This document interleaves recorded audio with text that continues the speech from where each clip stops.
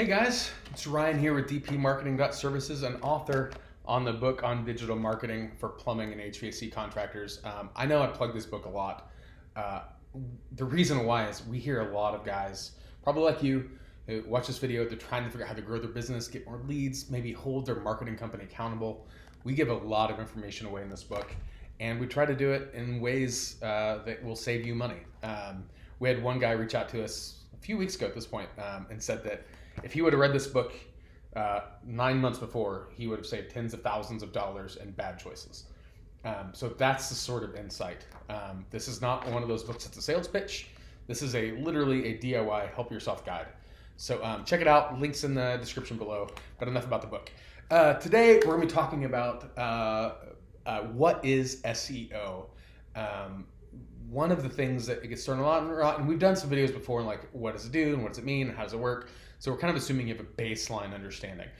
What we're kind of still coming to though is a lot of contractors we talk to, maybe they've hired marketing companies, maybe they've gone with this big fancy company who has lots of other people and they do something for like $500 a month or whatever, and they say, hey, they're doing SEO.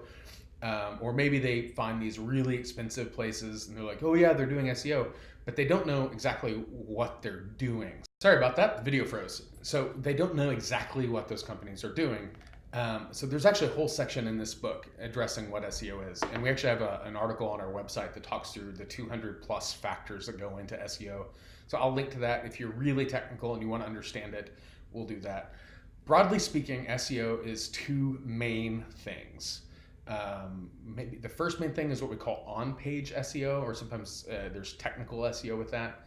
These are going to be things involving the architecture of the website, the conversion rates, user experience, dwell time, bounce rates, what's the metadata on the page, what are the keywords used and the frequency of those keywords, what's the site's internal link structure, titles, metadatas, alt tags. Like these are all things that go into like things that are actually on your website.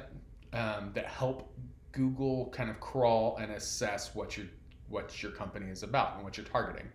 So if you're a plumber, there's this idea called a semantic index, which is basically going to take every word involving plumbing and try to make this like keyword cloud, right? So you're thinking not just plumbing, not just plumber, not just plumbing services and plumbing company and plumbing contractor, those are easies, but also things like sewer line repair and trenchless replacement and fixture replacement and repiping. Like these are all things that help Google kind of understand the context that you're in. And they all exist on your website. So the trick is when you're paying someone to do SEO and they do not have access to your website, they're very, very limited on what they can do that's meaningful. So if you're paying and I'm not trying to throw anyone under the bus, but a good 30 to 40% of the SEO results are things that are on the website itself. And so if you're paying money to somebody who doesn't have access to edit your website, to adjust the title tags, to do the schema markups, to do the internal linking structure, you're going to really struggle to see any sort of good outcomes from that. So that's part one, is like on-page SEO. The next big category is what we're going to call off-page SEO or offsite SEO. Now, generally speaking, these are when sites from other reputable websites have a link with your business information back to your website. The math is a little bit fuzzy. Arguably somewhere between 60 and 70% of the importance comes from those backlinks. Now, backlinks aren't everything. We've seen companies who rank well without a strong backlink profile. However, in competitive markets, the backlinks are critical. They really have to be done correctly. They have to have good, consistent, quality links coming in month after month after month from reputable sources. So kind of the example I always say is, okay, so if we go back in time to understand how these links work, the example I use a lot, and if you talk to me, I'd probably use this example. Let's go back to 1995.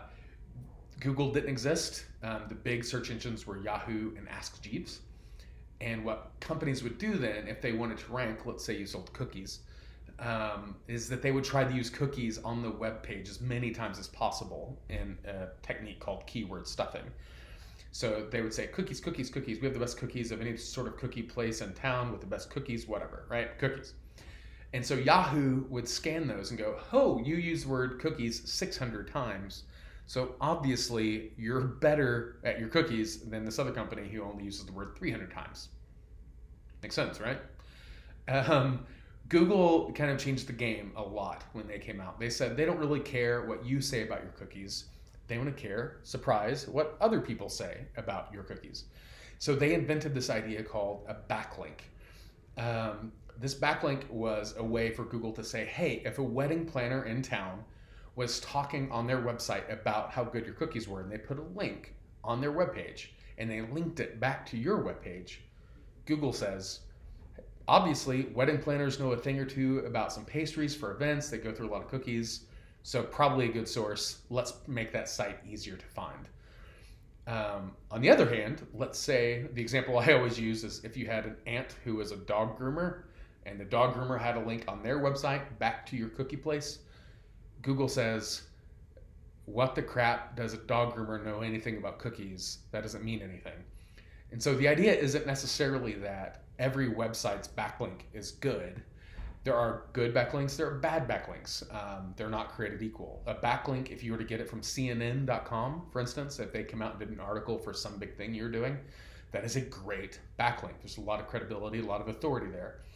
If you had your neighbor's shop who has like this secret underground Dungeons and Dragons sort of cult following in his basement every Thursday night, Google probably doesn't care as much. So that's kind of how those backlinks work. So when you're paying somebody like us, our job usually the first 30 days is to work on kind of the technical, architectural, on-page SEO aspects. We do the frequency analysis, the schema embeds, all the markup, the alt tags, the titles, the descriptions, the H1s, everything that's technical that Google likes with SEO on the page. We start there. And then ongoing, we have to look at getting more links from credible sources all the time. That is kind of like the ongoing sort of thing that we're always having to deal with, is finding new link opportunities from quality sources, finding reasons to get a link back to your site to help boost it in the search results.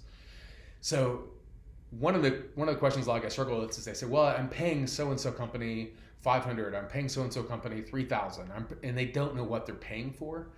Chances are they're doing some variation of one or both of those. More often than not, we see on the lower tier price points. So let's say under 500. If I were to make up a number, chances are they're doing very, very minimal backlink work. A lot of times they might just set up a tool that kind of sets it up, and then they walk away and they never do anything again. Typically, if you're paying for a more boutique specialized agency like ours, we have people who are literally every month trying to find new links. And we try to find anywhere from 40 to 80 link opportunities as long as we can each month. Sometimes it's harder than others, but we're always trying to drum up those new resources for you. So the level of effort, the level of skill, the level of analysis varies drastically. So a lot of guys kind of get lost in, well, I'm paying so-and-so company this, and then we show them the data and like, hey, we're not finding anything that they're doing. They get confused. I'm like, well, what am I paying for? And it sucks. It happens a lot. I hope it doesn't happen to you. So that's it. I hope this was helpful because it kind of helps just unmucky the waters a bit on the technical aspects and the off-page aspects and how all that works. If you have any questions, leave a comment below. I know a lot of you guys probably have questions about this, and we'd be happy to answer them. As always, follow us on Facebook, subscribe to us on YouTube. Let us know what you think, and we'll see you next time. Thanks, guys.